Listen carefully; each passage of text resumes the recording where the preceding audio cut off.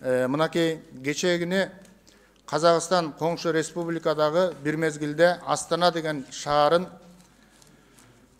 атын өзгөртүп Нур Султан деген шаар кылган. Туурабы? Бүгүн кайра ошол тагдырдын тамашасын караңыздар, айланып келип, Нур Султан шаарынын аты аталып, алынып, кайра Астана шаары болуп атат. Мен урматтуу президентибиздин саясатына каршы эмесмин, колдойм. Бирок тууга каршымын.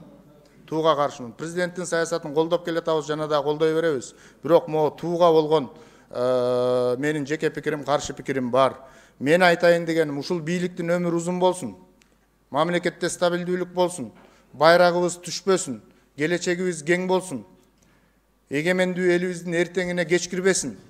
Бирок 20 жыл болобу, 30 жыл болобу бийлик алмашкандан кийин кайра ушул желек урматтуу авторлор кайтып келерине бөркүңөрдөй ишенип койгула. Айтты айтпады дейсиңер. Рахмат.